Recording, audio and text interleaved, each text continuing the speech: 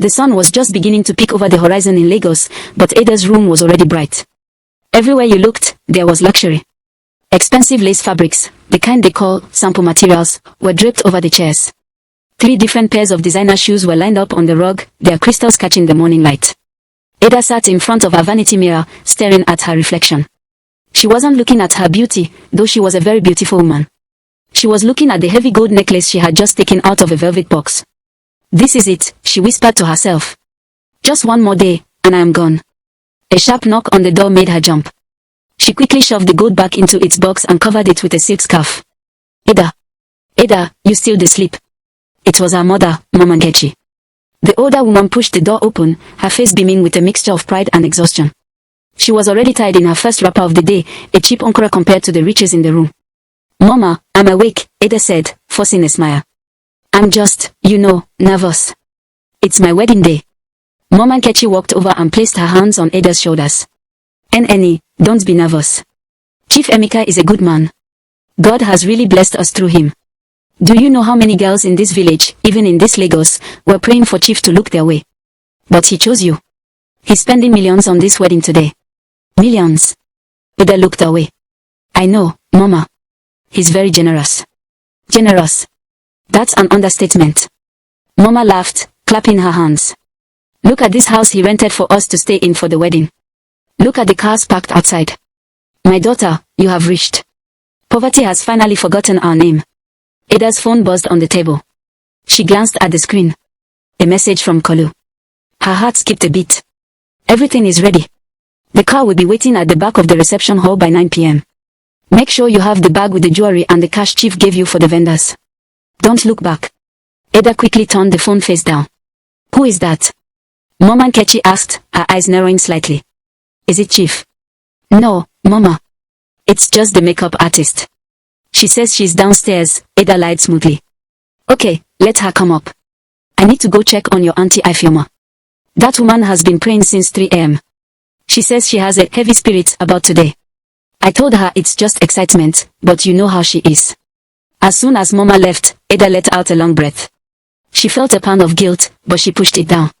She didn't love Chief Emeka. He was 55, loud, and treated her like a trophy. Kolu was the one she loved. Kolu was young, handsome, and he understood her ambition. They had planned this for months. She would marry Chief, collect all the spraying money, the expensive gifts, and the millions Chief had entrusted to her to settle the planners, and then she and Kolu would disappear before the night was over. She stood up to open the door for the makeup artist, but as she moved, a sudden, unnatural draft of cold air swept through the room. The heavy curtains ruffled, though the windows were shut tight. Ada stopped. She felt a prickling sensation on the back of her neck, like someone was standing inches behind her, breathing softly. She turned around quickly. The room was empty. But then, she looked at her vanity mirror. For a split second, the reflection didn't show her beautiful, decorated room. It showed a dark, dusty village shrine. And standing in the corner of that reflection was a man she hadn't seen in 2 years. Obinna. He wasn't smiling. He was holding a handful of dry sand, letting it pour slowly through his fingers. His lips moved as if he was whispering a name. "Ado." Ada blinked hard and rubbed her eyes. When she looked again, the mirror was normal. Her expensive perfumes and brushes were back where they belonged. "My eyes are playing tricks on me," she muttered, her heart thumping. "It's just the stress. I didn't sleep well." A sharp crack made her gasp. She looked down. A small, decorative ceramic bowl on her table, one she had brought from the village for her jewelry, had a clean split right down the middle. It hadn't fallen. It had just broken. "Ada. Sis, I'm coming in." The door opened and Titi, the makeup artist, walked in with her heavy kits. "Omo, this house is big. I almost got lost. Anyway, let's start. We need to make you look like $1 billion." Ada tried to smile, but her hands were cold. She kept looking at that broken bowl. "Titi," Ada said slowly. Do you believe people from our past can actually see us from far away? Like, if they are angry?" Titi laughed as she started laying out her brushes. "Abeg, Ada, stop all those village stories. This is Lagos. In this city, the only thing that follows you is your shadow and debt collectors. If any ex-boyfriend is angry, let him be angry in his own house. Today is your day. Nobody can stop your shine." But the image of Obinna wouldn't leave Ada's mind. She remembered the last thing he said to her before she left the village. "Ado, you think you are wise. You think you can use people and climb over them to reach the top. But the ground you are climbing on is made of sand. One day, the sound will shift. She shook her head. It's just nerves, she told herself. Obinna is a village loser. He has no power in Lagos. Meanwhile, on the other side of town, in a small, cramped apartment, 3 people were sitting around a low table. One was a woman, Auntie Gladys, Chief Emeka's older sister. She had never liked Ada. She saw right through the girl's sweet smiles. Beside her was her son, Chidi, who felt that Chief was spending his inheritance on this gold digger. The third person was a man dressed in a simple t-shirt and jeans, but he carried a heavy, dark energy. It was Obinna. He had come to Lagos 3 days ago, invited by Gladys. Are you sure about this? Gladys whispered, her voice trembling slightly. I just want the wedding stopped. I want my brother to see her for who she is. You want her punished, don't you? Obinna interrupted. His voice was cold, like a grave. You told me how she treats your family like servants. You told me how she mocked your poverty. Gladys looked down at her hands. Yes. She is a wicked girl. Greed is a disease, Obinna said, opening a small leather pouch. He pulled out a fine, grey powder that smelled like old earth and bitter herbs. She is greedy for money. You are greedy for your brother's wealth. Everyone wants something. But today, everyone will feast on what they deserve. He looked at the powder. This is not just something to make them stew. This is a debt collector. It looks for the rot inside a person. If a heart is pure, it will do nothing. But how many people at this wedding can say their hands are clean? Chidi, the son, looked nervous. But, what about my uncle? Chief. Obinna smiled, but the smile didn't reach his eyes. Chief Emeka. The man who built his empire by stepping on the heads of widows. Don't worry about him. He will get exactly what he paid for. This powder, it only needs a small spark to start the fire. And Ada's greed is the biggest spark I've ever seen. Obinna handed the pouch to Gladys. The catering team. Your daughter is among the servers, right? Gladys nodded slowly. Yes. She is in charge of the special coolers for the VIP tables. Good, Obinna said. Just a pinch in each cooler. By the time the couple cuts the cake, the feast will truly begin. Back at the hotel, the transformation was complete. Ada stood in front of the full-length mirror, and even she was breathless. The dress was a masterpiece, a heavy, beaded ball gown that cost millions. Her skin glowed, her hair was perfectly styled under a cathedral-length veil. See, Titi said, snapping a photo. You look like an angel, Ada. An angel, Ada repeated. She reached out to touch the mirror, but as her finger neared the glass, she felt a static shock so strong it made her arm go numb. Ouch. What happened? Titi asked. Nothing, just static, Ada said. But she noticed a tiny smudge on the mirror, right where she had seen Obinna's reflection earlier. It looked like a thumbprint made of grey sand. Ada, it's time, her mother said, dabbing at her eyes. The cars are here. Chief has been calling. He's already at the church. Ada picked up her bouquet. Her hands were still cold, despite the Lagos heat. As she walked out of the room, she passed Auntie Ifeoma in the hallway.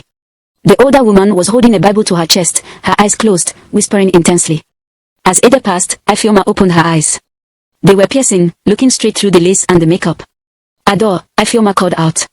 Ada stopped. Yes, Auntie. We have to go, we are late. Ifeoma walked closer. I have been praying for hours, and the only word I keep hearing is poison.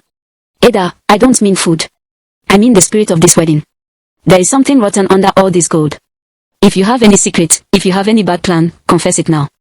Don't go to that hall with a double heart. Ada felt a chill, but she thought about Kolu waiting. She thought about the bags of money. Auntie, please, Ada said, her voice sharp. Don't use your visions to spoil my mood. I am going to marry my husband. She swept past her aunts, the heavy train of her dress rustling like a snake across the floor. Downstairs, a convoy of black SUVs was waiting. The sirens were already blaring. As the car pulled away, Ada looked out the window. For a moment, she thought she saw a man standing by the gate, holding a wooden ball. He didn't look like a Lagos man. He looked like he belonged to the earth and the spirits. She closed her eyes and leaned back against the leather seat. It's just nerves, she whispered. By 10 p.m. tonight, I'll be rich, I'll be with Kolu, and all these ghosts will be behind me. But as the car sped toward the church, the sky began to turn a strange, bruised purple color, and the wind began to howl. The church ceremony was a blur of flashing lights and expensive perfume.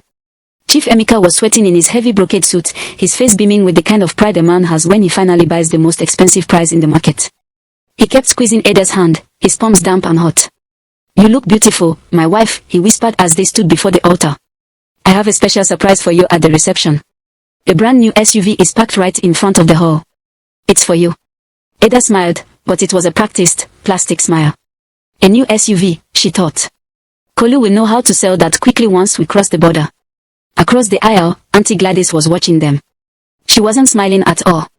She sat with her arms crossed tightly, her eyes darting toward the back of the church where her son, Chidi, was leaning against a pillar. Chidi looked like he wanted to vomit. He knew what had been stirred into the large pots of food back at the reception hall. The priest's voice droned on about love and sacrifice, but Ada wasn't listening. She was mentally checking her plan. The bag with the jewelry was under the seat of the bridal car. The cash chief had given her to settle the hall management was tucked away. "I do," Ada said when it was her turn. The words felt heavy, like she was swallowing lead. "I do," Chief Emeka shouted, making the congregation laugh and clap.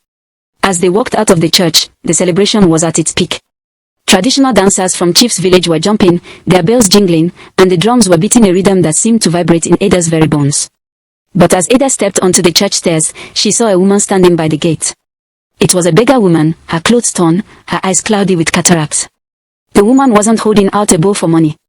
She was pointing a long, skeletal finger directly at Ada. "The belly that eats greed will burst with fire," the woman shrieked. Her voice was thin, but it pierced through the loud drumming. "The wine is red, but the soul is black. Don't eat. Don't drink. Security. Get that woman out of here." Chief Emeka shouted, his face turning a dark shade of purple. "On my wedding day. What is this madness?" The security guards roughly pushed the woman away, but her words seemed to hang in the air. Ada felt a cold shiver. She looked at the guests, the happy faces, the expensive lace, and for a split second, she felt as if she were looking at people already underwater, drowning in slow motion. The reception hall was a vision of gold and white. The air conditioning was blasting, but for some reason, Ada still felt like she was suffocating. Every table was decorated with fresh lilies, but to Ada, the scent of the flowers smelled faintly of wet earth, like a fresh grave. "Ada, you need to eat something," Mama Nkechi said, coming up to the head table where Ada and Chief were sitting. "You haven't tasted anything since morning. You will faint before the dancing starts." "I'm not hungry, Mama," Ada said. Her stomach felt like it was tied in knots. "Nonsense. The food is ready. The jollof rice smells amazing. Chief's sister, Gladys, made sure the caterers used the best of everything. Look, they are bringing it out now." A line of servers in matching gold uniforms began to march out from the kitchen. They carried large silver trays topped with steaming bowls of rice, fried plantains, and succulent pieces of goat meat. The aroma filled the hall, making the guests cheer. At the VIP table, a young girl named Blessing, Gladys's daughter, was personally serving the plates. Her hands were shaking so much that the silver spoon clattered against the plate as she served Chief Emeka. "Well done, my daughter," Chief said, rubbing his hands together. "This is what I've been waiting for. All this church protocol has made me hungry." He picked up a spoon and took a large scoop of the rice. "Wait," a voice rang out. It was Auntie Ifeoma. She had entered the hall quietly and was standing near the head table. She wasn't wearing the expensive osoebi like the others. She was still in her simple dress, her Bible tucked under her arm. "Chief, please," Ifeoma said, her voice calm but firm. "Before anyone eats, let us pray. A real prayer of protection. My spirit is not at rest in this room." Chief Emeka laughed, his mouth half full of rice. "Auntie Ifeoma, we have already prayed for 2 hours in the church. God is not a man that you have to keep begging him every 10 minutes. Let us eat and be merry." "Something is not right," Ifeoma insisted, her eyes scanning the room. She looked at Gladys, who was sitting 2 tables away. Gladys quickly looked down at her plate, her fork trembling. "The air in this room is thick. There is a shadow over this food." "Auntie, please don't start," Ada said, her voice tight with irritation. "You're embarrassing us in front of Chief's business partners." "I am not embarrassing you, Adore. I am trying to save you," Ifeoma said. She turned to the crowd. "Listen to me. If your heart is not clean, do not eat this food. If you know you have a hand in any evil, do not taste this feast." The hall went silent for a moment. People looked at their plates, then at each other. But then, a popular politician at the next table laughed loudly. "Mama, if we don't eat because our hearts aren't clean, then everyone in this hall, including the servers, will go home hungry." The whole hall erupted in laughter. The tension broke. People began to dig into their food with gusto. Chief Emeka took another big bite. This is excellent. Gladys, you did well with the caterers." Gladys gave a weak smile. She hadn't touched her own food. Neither had Chidi. Ada looked at her plate. The rice looked perfect. But as she raised a forkful to her mouth, she saw a small black beetle crawl out from under a piece of meat on her plate. She dropped the fork in disgust. "What's wrong?" Chief asked. "Nothing. I really have no appetite," Ada said, her heart racing. Okay, Chief said, standing up. He wiped his mouth with a silk napkin. Let the music play. I want to spray my wife until the floor is covered in money. The DJ turned up the volume. A heavy Afrobeat song began to blast. Chief and Ada walked onto the dance floor. Chief reached into his pocket and pulled out a thick bundle of new notes. He began to spray Ada, slapping the bills onto her forehead one by one. The crowd cheered, surrounding them in a tight circle. The hall was a sea of colors, music, and laughter. For a moment, Ada forgot about Kolu. She forgot about the beggar woman. She felt the rush of power that came with all this wealth. But then, she looked toward the kitchen door. Standing there, partially hidden by a curtain, was a man in a server's jacket. He wasn't moving. He wasn't clapping. He was just staring at Ada. It was Obinna. He wasn't a ghost or a reflection this time. He was physically there. He caught Ada's eye and slowly raised a hand, pointing to his throat. Then he moved his thumb across his neck in a slow, cutting motion. Ada stopped dancing. Her heart felt like it had skipped a beat. Ada, why did you stop? Chief asked, reaching for another bundle of money. Before Ada could answer, a loud, wet thud echoed through the hall. The politician at the next table had fallen forward.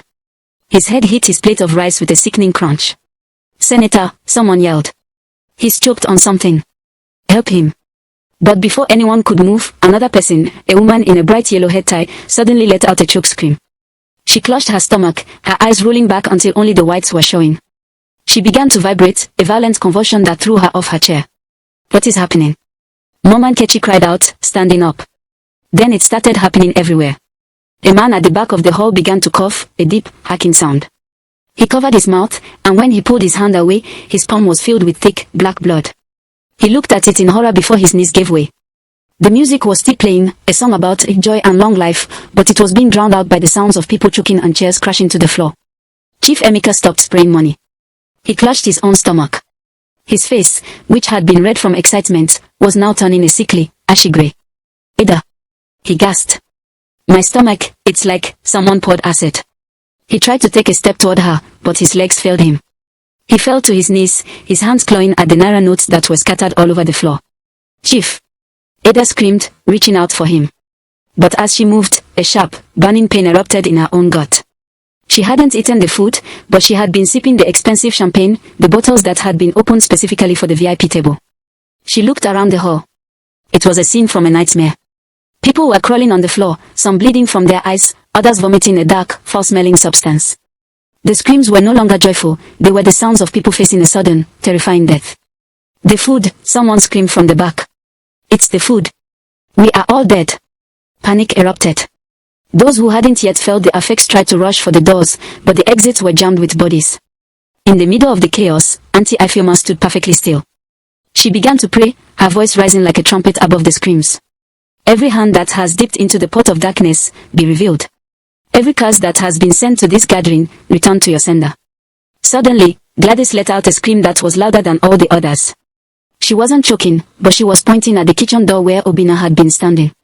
He told me it was just to embarrass her, she shrieked, her voice full of madness. Obinna. You told me it would only make them sick. You didn't say they would die. My daughter. Blessing ate the food too. She looked over at her daughter, Blessing, who was lying still on the floor, her gold uniform stained with black vomit. Ada, clutching her burning stomach, looked toward the kitchen door. Obinna was still there. He stepped out of the shadows, looking at the field of dying people with a calm, terrifying satisfaction. He looked at Ada, and his voice seemed to echo through the entire hall, even though he didn't shout. You wanted a wedding everyone would remember, adore. Now, no one will ever forget it. The hall was no longer a place of celebration, it was a slaughterhouse. The music had finally cut out, replaced by a silence so heavy it felt like it was pressing against Ada's ears. The only sounds left were the wet, ragged gasps of the dying and the clatter of silver spoons hitting the floor. Ada was on her knees, clutching her stomach. The fire from the champagne was spreading, but her eyes were locked on Obinna. He stood by the kitchen door, his server's jacket discarded, wearing a simple black shirt. He looked different, his skin was pale, and his eyes had a hollow, dark depth that wasn't there when they were dating in the village. Obinna. Ada croaked, her voice breaking. Please, the antidote. You have it, don't you? Obinna walked slowly toward the head table. He stepped over the body of a wealthy businessman without even looking down. He stopped in front of Ada, looking at her beaded dress, now stained with spilled wine and sweat. Antidote. Obinna's voice was a low, melodic hiss. Adore, you think this is just a chemical. You think you can just take a pill and undo what you have done? He leaned down, his face inches from hers. This is the feast of the broken promise. Every person in this room who is choking right now has a debt they refuse to pay. Chief Emeka over there. He pointed to the groaning man on the floor. He stole the land where my father was buried to build a warehouse. He thought the poor have no God. But today, the earth is taking back its own. I didn't steal anything. Ada cried out, tears streaming down her face. No, Obina whispered. You only stole a man's life. You promised me forever so I would use my meager savings to send you to the city. You used my heart as a ladder, and then you kicked it away. You thought Lagos was too far for a village man to reach. Look at me, Ada.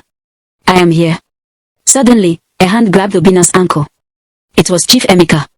He was trembling, his eyes bloodshot. I'll pay. Double. Triple. Just make it stop. Obina looked down at him with pure disgust. Keep your paper, Chief. You are going where money is not the currency. Kolu. Ada suddenly remembered. Kolu, help me. She looked around desperately. She saw Kolu creeping along the wall near the VIP section. He wasn't looking for a doctor. He was reaching under the head table, pulling out the heavy designer bag Ada had hidden there. Kolu. Ada's voice was a whisper of shock. Kolu looked up, his face pale but determined. He clutched the bag, the one filled with the jewelry, the spraying of money, and the cash for the vendors. Ada, I'm sorry, Kolu said, his voice shaking. But look at this place. It's a curse. If I stay, I die with you. If I go, at least one of us enjoys the life we planned. Kolu, don't leave me. Ada screamed, trying to crawl toward him. Kolu didn't look back. He turned and ran through the side exit, disappearing into the Lagos night with everything she had sacrificed her conscience for. Ada collapsed, her forehead hitting the cold, money-strewn floor. She felt a hand on her shoulder. It wasn't Obina's. It was Auntie Ifeoma. Ifeoma was the only one standing tall. She hadn't touched the food. She hadn't touched the wine. She had been praying since the first person fell. The thief has taken the stolen goods, Ifeoma said softly to Ada. Let him go. His own judgment is waiting on the road ahead. Ifeoma looked at Obina. Obina, son of Ezekwesili. I know your pain. I know the wickedness this girl and this man did to you. But look around you. There are people here who are innocent. The servers. The children. Is your heart so black that you will kill everyone to get to one person? Obina's face flickered. For a second, he looked like the boy Ada used to know. But then his gaze fell on Gladys, who was wailing over the body of her daughter, Blessing. Innocent? Obina asked. Gladys brought me here. She gave me the keys. She wanted to destroy her own brother for money. Her daughter ate the food out of greed, wanting to taste the big man rice before anyone else. This hall is full of people who would sell their brother for a bag of rice. I am just the one who served the bill. Enough. Ifeoma shouted, her voice suddenly booming like thunder. She held her Bible high. Vengeance belongs to the Lord. Obina, the spirits you have called are not your servants, they are your masters. Look at your hands. Obina looked down. His fingernails were turning black, and the skin on his wrist was starting to peel away like burnt paper. The juju he had unleashed was eating him too. You think you are the judge? Ifeoma stepped closer, her eyes blazing with a spiritual light. You have become the very monster you hated. In the name of the Most High, I command this curse to break. The blood of the innocent cries out. A sudden, violent wind whipped through the hall, tearing the gold decorations from the walls. The air grew ice cold. Obina let out a scream of agony as the dark energy he had summoned began to turn on him. He clawed at his chest, his eyes rolling back. It's not stopping. Obina shrieked. I can't stop it. Confess. Ifeoma yelled over the wind. Release the debt. Obina looked at Ada one last time. In his eyes, there was no more anger, only a terrifying, so deep fear. I release you, Adore. May the earth judge us both. With a sound like a great oak tree snapping, Obina collapsed. A dark, foul-smelling mist rose from his body and dissipated into the ceiling. The wind stopped instantly. The silence returned, but this time, it was different. The people who were still breathing began to cough, not black blood this time, but clear, painful gasps for air. The fire in Ada's stomach dimmed to a dull ache. Minutes later, the doors were smashed open by the police and medical teams. Sirens filled the air. Chief Emeka was carried out. He survived, but the toxin had done its work. He would be paralyzed from the waist down for the rest of his life, his words swallowed by the lawsuits from the families of the dead. Ada was carried out on a stretcher. As she was being loaded into the ambulance, she saw Auntie Ifeoma standing by the entrance, her face weary but peaceful. Auntie. Ada whispered. Go, Adore, Ifeoma said. God has given you a second chance. But remember, your beauty is gone. The fire left its mark. Ada reached up and touched her face. One side was smooth, but the other side felt like rough, melted plastic. The juju had scorched her. As the ambulance sped away, the radio in the front seat flickered to life with a news bulletin. Breaking news, a horrific accident has occurred on the Lagos-Ibadan Expressway. A black SUV, believed to be carrying a lone driver and a large amount of cash, veered off the road and plunged into the lagoon. Divers say the car is too deep to recover. The driver, identified by documents as one Kolu, is presumed dead. The money is lost. Ada closed her eyes. She had nothing left. No husband, no lover, no money, and no beauty. She was alive, but she was standing in the middle of a desert she had built for herself.